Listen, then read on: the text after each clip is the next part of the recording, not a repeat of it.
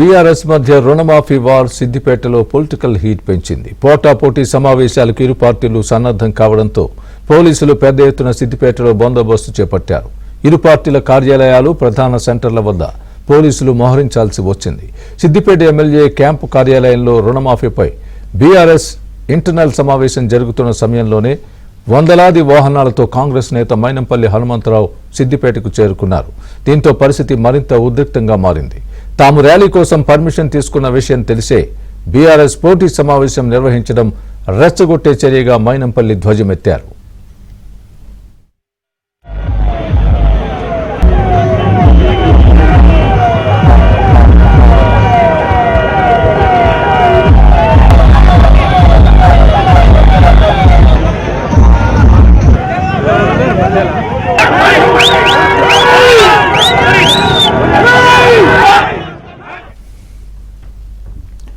BRS అరాచకాలను బయటపెడతామంటున్న Mynampally హనుమంతరావుతో మా ప్రతినిధి Subhash face to face. So సిద్దిపేటలో కాంగ్రెస్ ర్యాలీ ప్రారంభమైంది. ఇప్పటికే బీఆర్ఎస్ కాంగ్రెస్ మధ్యలో తీవ్ర ఉద్రిక్తత పరిస్థితి నెలకొన్న పరిణామంలో మైనంపల్లి పర్యటన కూడా తీవ్ర ఉద్రిక్తత పరిస్థితి. సో ఈ ర్యాలీకి సంబంధించి గత కొద్ది రోజులుగా సిద్దిపేటలో కాంగ్రెస్ బీఆర్ఎస్ మధ్య తీవ్ర ఉద్రిక్తతలు నెలకొన్నాయి. దీనికి కారణం ఏమంటారు? ముఖ్యంగా గమనించాలి, ఇక్కడ అరాచక పాలన జరుగుతూ ఉంది. ఇక్కడ కాంగ్రెస్ కు టీఆర్ఎస్ కి ఏం లేదు.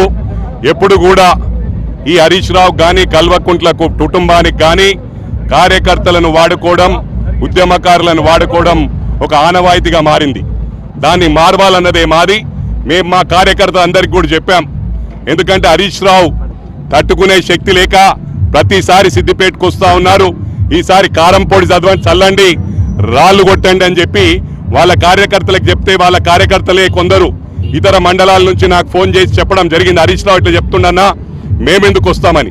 నేను కూడా మా వాళ్ళకి చెప్పాము, ఎవరైనా పొరపాటుగా ఏ కార్యకర్తలను మీదకి వస్తే ఎవరు కూడా ఏమనద్దు. ఎందుకంటే వాళ్ళు కూడా మన కుటుంబ సభ్యులే, వాళ్ళు బలైపోతా ఉన్నారు.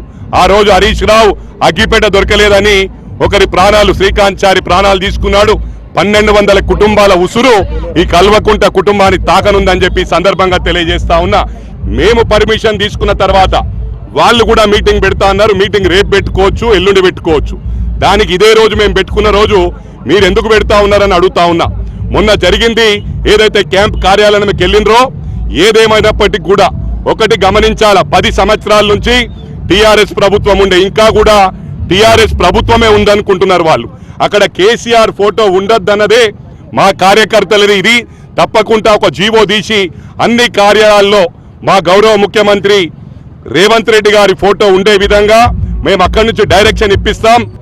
మన మాజీ గౌరవ ముఖ్యమంత్రి కేసీఆర్ గారు ఏమన్నారు, ఈ 2 లక్షల రుణమాఫీ జీవిత కాలంలో కూడా సాధ్యం కాదన్నాడు. అంటే వాళ్ళకి ఎట్టి పరిస్థితిలో ఏదో ఒక కాంట్రవర్సీ క్రియేట్ చేసి ఇది అమలు కావద్దన్నదే వాళ్ళ ఉద్దేశం. ఇలా రైతులను రెచ్చగొడుతుండ్రు. ఇలా అన్ని మండలాలకు, టోటల్ జిల్లాల, ఇతర జిల్లాలలో మెసేజ్ పెట్టిండ్రు, సిద్దిపేటకు రండి, తరలి రండి అని. రైతులు ఎంతమంది వచ్చిరో మీరు చూస్తా ఉన్నారు. ఈ సిద్దిపేటకు వస్తేనేమో సిద్దిపేట కూరుకొస్తుర్రు, రాళ్ళు కొట్టుర్రి, కారం పొడి చల్లుండ్రి, తేల్చుకుందామంటుండ్రు. అంటే నీ అబ్బా జాగిరా, నీ అయ్యా సొత్తా అని అడుగుతా ఉన్నాను. ఈ సందర్భంగా ఇవాళ ఇక్కడ ఎన్నో రంగనాయక్ సాగర్ పేరట జాగలన్నీ బీదోలై రైతన్నలై తీసుకొని ఫామ్ హౌస్ కట్టుకున్న ఘనత ఈ హరీష్ రావు అని చెప్పి సందర్భంగా తెలియజేస్తా ఉన్నా. సో హరీష్ రావు కావచ్చు, బీఆర్ఎస్ నాయకులు కావచ్చు, చేసిన అవినీతి అక్రమాలను మొత్తం వెలికి తీస్తామని చెప్పి స్పష్టం చేస్తున్న పరిస్థితి కనిపిస్తుంది. అదేవిధంగా ఏదైతే ఫ్లెక్సీ వార్ ఉందో, ఆ ఫ్లెక్సీ వార్లో బీఆర్ఎస్ నాయకులే గొడవలను ప్రోత్సహించే విధంగా వ్యవహరిస్తున్నారని చెప్పేసి అంటున్నారు. వారి అరాచకాలను అడ్డుకుంటామని కూడా స్పష్టం చేస్తున్న పరిస్థితి కనిపిస్తుంది. వీడియో జర్నలిస్ట్ గిరితో సుభాష్, ఏబిఎన్ ఆంధ్రజ్యోతి, సిద్దిపేట.